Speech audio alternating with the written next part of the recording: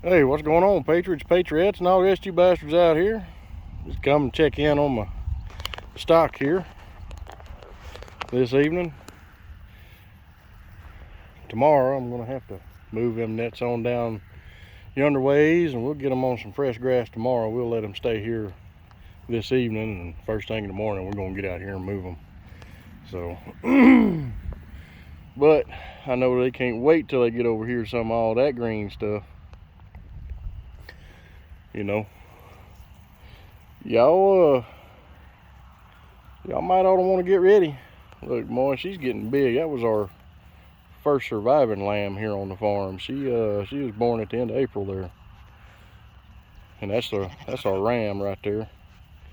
She was a big baby too, man. The average birth weight's like what, 7'2", 7'4" for this breed. She come out like 9 pounds. So don't be a dick, dude.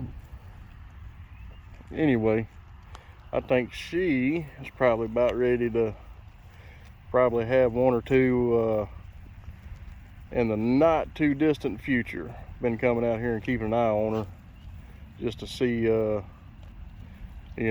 just see how she goes, because the time is right. But you see some of our other little ones over there, their little shades / scratching shelter. Well, got a good ruling today from the Supreme Court, 9-0, telling those Colorado Supreme Court that, they basically overstepped their bounds, and they had pretty much, what the hell y'all think y'all doing? So that's a pretty big good sign. Let me get over here and run them off of them lambs. They like to get over here and stand on this thing.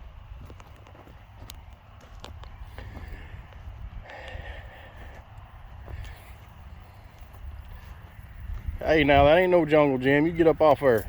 That's shade.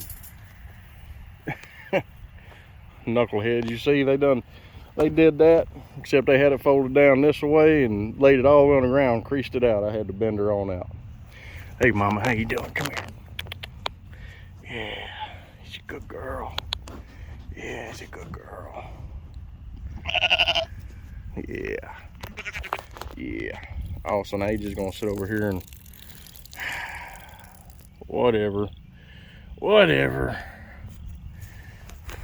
Sure, the YouTube folks will like that. Anyway, hope you guys are taking steps to secure access to food and those sort of things, because these next few months things are going to start getting pretty exciting. I mean, even more than they already have. And exciting is not always a good thing. Excitement is excitement. It's just like the word awesome. Awesome, literally means strike awe. So that does not mean it's going to be something good or great. Financial system. You seen was it Jamie Dimon, the head of JP Morgan Chase, sold off how much stock? I think it was like $5.5 billion that he just put in his pocket. All these big guys. Hell, I think, Bezos sold a shit ton. Zuckerberg, I think, sold a bunch. A lot of these guys, these big time, high net worth individuals. He looks like he might be about to try to do his duty over there. Yeah. Yeah, let's see here. I guess time. Yeah, it's about time. It's getting close to time. Yep. Hey, girl. But yeah, all these folks, man, they liquidating large options out of the market, or large holdings out of the market, stock market, cashing out, putting that money probably, you know, into some kind of bunkers and food and, you know, who knows what else. And guys, don't forget with the Frank Dodd Act back in 2010, under, what was it, Title II, you know, those are your bail-in provisions are squirreled away under Title II. Yeah, your 401ks aren't safe. Your cash deposits in the banks aren't safe. You know, when banks and stuff start to go down, they're, you know, sure, they'll pick winners and losers, but it's bail-ins, just like what happened over in China, where those deposits were seized and you were given tokens to shares of the bank, more or less. Only redeemed whenever they felt right to let you redeem it. So y'all just keep that stuff in mind. Whatever's in the bank, it's theirs. You have a what is it called? Was it a security? No, damn, I forget the term for it. Something, you know, it's basically where you are the beneficiary owner, not the asset owner. You don't own the asset, you just own the benefits of the asset. And if you think there's money in those bank vaults, go try to get about, you know, $6,000, $7,000, $8,000, $10,000 out in cash. See what they tell you. Even though it's your money, supposedly, at least you think so. Yeah, that's all a facade. That'll all be coming down. Don't know when. I think we're close. I think it's potentially before November. I expect it to be before November, maybe shortly thereafter. Because right now they're just picking losers and winners. And when you look at the commingling of the boards of Vanguard, BlackRock, you know, Blackstone, you know, all these where, you know, all these huge organizations that control, you know, trillions upon trillions of dollars worth of money. You know, yeah, they got creative ways of making things look really good to the folks that don't know any better. You know, you just look, well, the S&P, man, S&P's up, the Dow Jones is up, you know, stock market, you know, we're all, you know, yeah, of course, because they'll pull stocks out and put other ones in that they're propping up, and, you know, makes things look artificially wonderful. You know, job numbers. How about we, you know, you talk about these job creation, how about we remove government jobs, you know, from those numbers, and then see what it is. And as a matter of fact, instead of, you know, when a guy loses a full-time job and he goes and picks up 3 part-time or gig jobs, you know, no, you didn't add 3 jobs to the economy.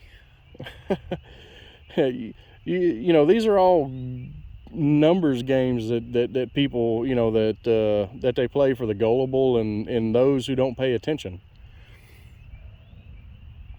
You know, things are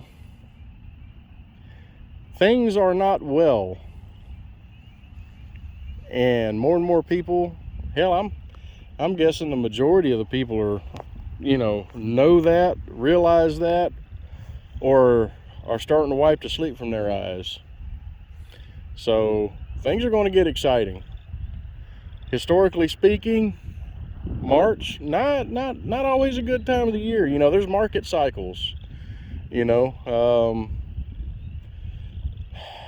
you look at the charts, you look at historical charts, and you overlay some of those historical charts from previous, you know, recessions, depressions, and you know, adjust the scale.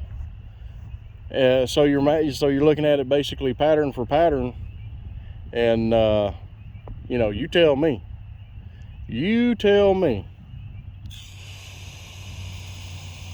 So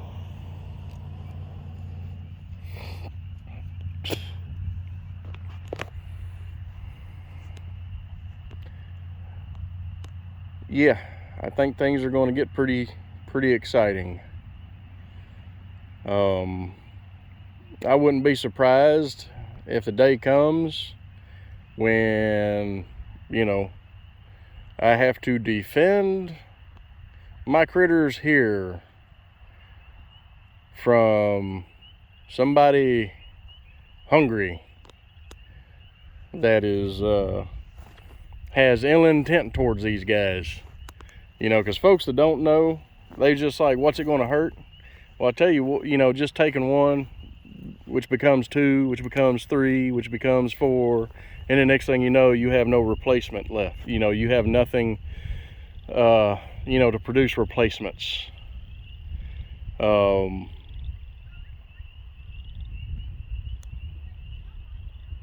People don't understand second and third order consequences.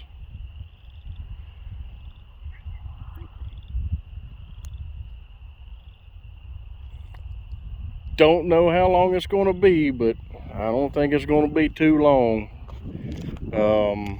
I think we are, if we're not right up on it, you know, if we're not already, you know, mid-pass of the exit ramp of this thing, man, we're right up on it. And I don't know, man, maybe we can yank the wheel of this thing and hit that off ramp before things go sideways. But I kind of think, you know, the train's already derailed. The front of it's, you know, the front of the train's already smashing into each other. We're just playing catch up, you know. Anyway, y'all square your food away. Food is king. Access to food is going to be king. If you're in town, you got your little, if you're fortunate enough, say you have a 2-car garage, you better clean that, buddy. You better clean, you need to clean all your junk out of it. Quit parking your cars there. Maybe get you half a dozen rabbits and some laying hens. You know, you'd be surprised at how much protein you can grow in a 2-car garage with rabbits and hens. Have your rabbits in cages, you know, sitting up, you know, about chest high, easy access, get in and out. I'd say, you know, probably, you know, maybe some good New Zealand rabbits. Those are good meat rabbits. Man, you get you 2 bucks, 2 males, and about a half a dozen females. You know, you control who breeds with who. Yeah, you know, as long as you start with good rabbits from the get-go, man, you'll be set. Them rabbits produce 25 babies a year on average, each one. Chickens, you know, you know, if you're in town, don't get a rooster, man. That thing gets to crowing and all that mess. You know, but you know, if you can get you a rooster, great thing about them, they make more of themselves too. You'll just have to, you know, make sure you can feed them so they can feed you. You can do that in town. You ain't got to be out here on this. You know, I started small so I can learn my mistakes. Learned a few mistakes, you know, made a few of them, learned from them. And now we're going to try to forge ahead. So y'all make sure y'all start looking into securing your future food interest. Get you storable food. Put you some away. Put some of that stuff away for a rainy day. Solar flare, EMP, you know, nukes with Russia, nukes with China, you know, North Korea. You know, them down, you know, the Middle Eastern. Man, if you think Iran don't already have a nuke, man, they've been, what, 2 months away from a nuke for the past, 10 years. So every time you turn around, oh, they're 2 weeks away or 2 months away. They've been saying that same old stuff over and over again. Man, if you was a billionaire, it'd take you probably a year. Honestly, if you just had $1 billion laying around, it'd probably only take you about a year, 6 months to develop you a nuclear warhead of some type. You mean to tell me you don't think them Persians already got that figured out?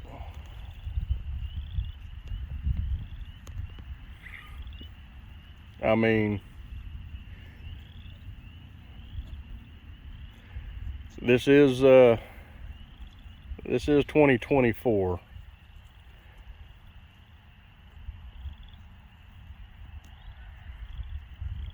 Anyway, y'all have a good one.